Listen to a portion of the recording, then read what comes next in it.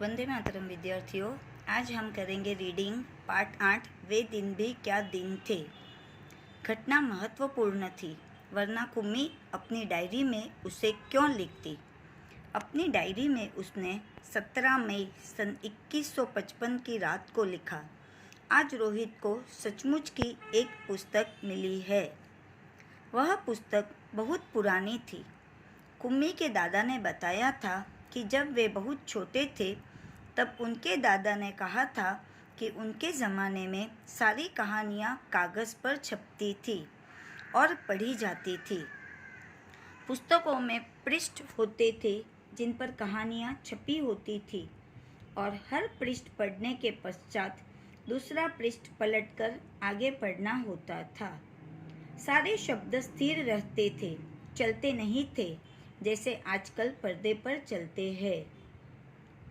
रोहित ने कहा था, कितनी पुस्तकें बेकार जाती होगी, एक बार पढ़ी और फिर बेकार हो गई। अब तो हमारे टेलीविज़न के पर्दे पर न जाने कितनी पुस्तकों की सामग्री आ जाती है और फिर भी यह पुस्तक नई की नई रहती है। कुम्मी ने भी रोहित की हाँ में हाँ मिलाई।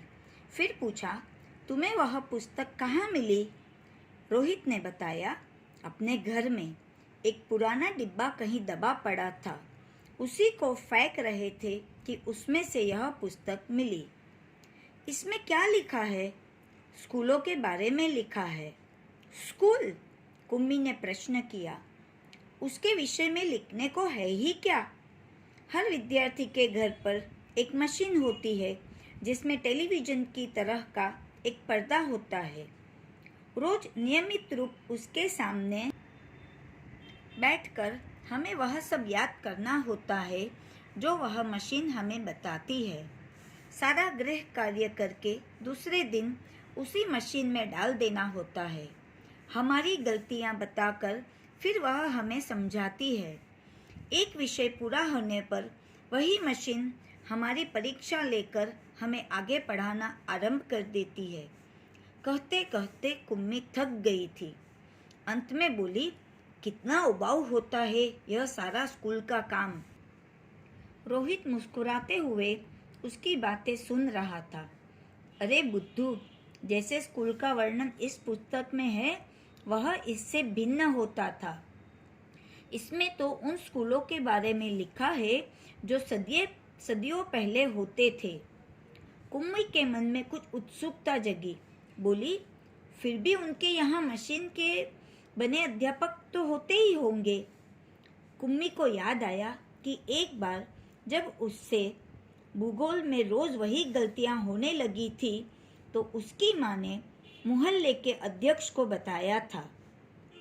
तब एक आदमी आया था और उसने उस मशीन के पुर्जे पुर्जे अलग कर दिए थे। तब उसने मन ही मन यह मनाया था कि वह आदमी इस बोर करने वाले अध्यापक को पुनः जोड़ न पाए तो उसे हमेशा के लिए छुट्टी मिल जाए। लेकिन उस आदमी ने मशीन को फिर से जोड़कर उसकी माँ को बताया था। लगता है मशीन के भूगोल की चक्की कुछ के तेज रफ्तार पर थी, सो आपकी लड़की के लिए उसे समझना कठिन हो गया था। मैंने अब उसकी गति कुछ धीमी कर दी है, सो आशा है अब ठीक रहेगा। और कुम्मी को उसी समय भूगोल का सबक सीखने बैठ जाना पड़ा था।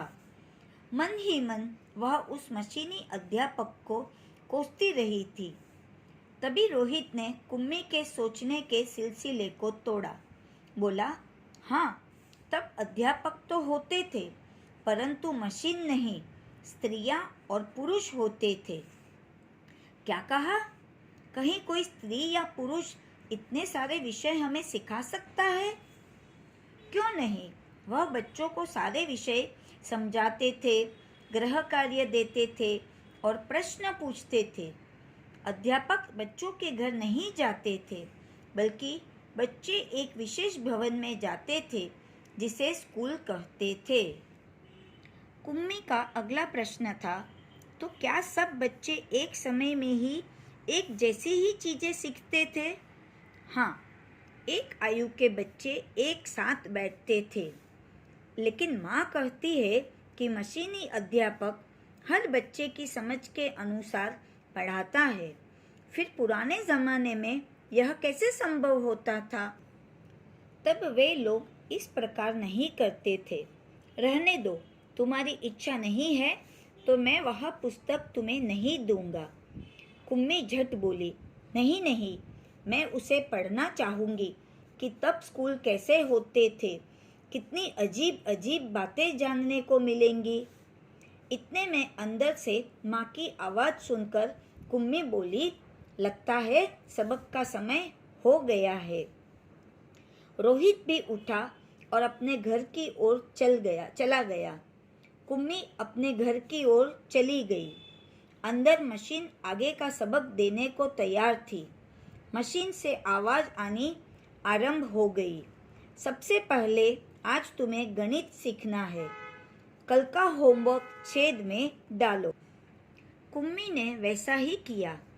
वह सोच रही थी कि कितने अच्छे होते होंगे वे पुराने स्कूल, जहाँ एक ही आयु के सारे बच्चे हंसते खेलते कूदते स्कूल जाते होंगे और पढ़ाने वाले पुरुष या स्त्रियां होते होंगे।